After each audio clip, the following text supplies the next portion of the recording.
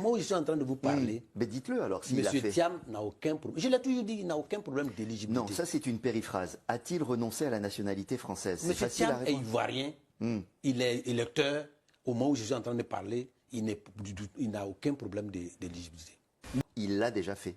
C'est ce que vous êtes en train de me dire. Mais M. Thiam est exclusivement ivoirien. Un mensonge d'État. Un mensonge d'État. Au moment où on est en train de parler là, je dis à tous les militants du PDCI, votre président là, il n'est pas exclusivement ivoirien. Nous avons donc effectué ce matin, en compagnie de mes conseils, une démarche importante dans ce processus et qui était dans le calendrier de mon programme et de mon action et qui est prévu de longue date. Un mensonge d'État. Qui a consisté à aller déposer ma demande donc de libération de la nationalité française, qui me permettra d'être exclusivement de nationalité ivoirienne, Ça me choque au-delà de la loi. Comment quelqu'un qui veut diriger les Ivoiriens calcule pour renoncer à sa nationalité? On ne peut pas jouer à plusieurs chaises et être un peu français, un peu ivoirien, un peu danois, un peu finlandais. Non. On ne peut pas être un peu de tout. On est ou on n'est pas. On est ou on n'est pas. Et ça, il faut que ce soit clair dans la tête de tout le monde. Je suis fort surprise que, de manière officielle, le président Tidjane Thiam vienne annoncer que c'est maintenant, c'est-à-dire aujourd'hui, vendredi 5 février 2025, qu'il entame les démarches pour renoncer à sa nationalité française. Aujourd'hui, nous sommes à quelques encablures des élections présidentielles en Côte d'Ivoire qui vont se tenir le 25 octobre 2025. Et c'est là maintenant que vous entamez la démarche pour renoncer à la nationalité ivoirienne, enfin, pour renoncer à la nationalité française. Or, qui dit entamer les démarches ne signifie pas forcément détenir le document de rénonciation.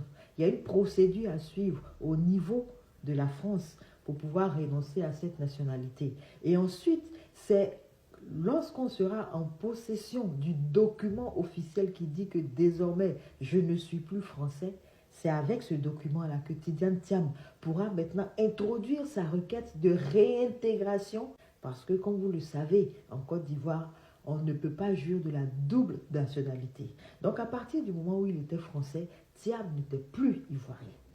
Et il n'y a que par décret présidentiel qu'on peut être réintégré. Quelle est la durée de la procédure pour être réintégré?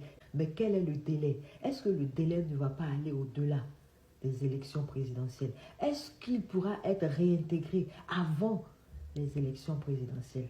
Telles étaient mes préoccupations lorsque j'attirais l'attention de tous ceux et toutes celles qui se sont évertués à m'insulter, à m'injurier, à me traiter de tous les noms au moment où je ne faisais qu'attirer l'attention sur un fait pertinent.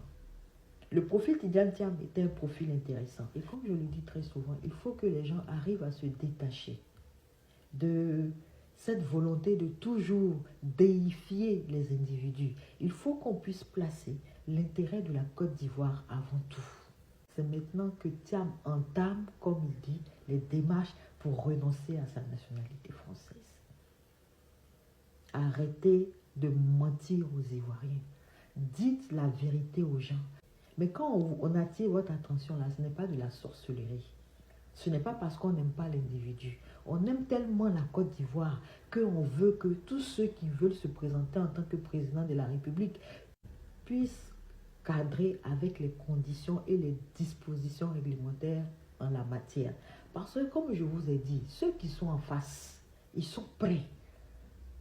Ils connaissent, ils sont prêts et ils savent comment utiliser la loi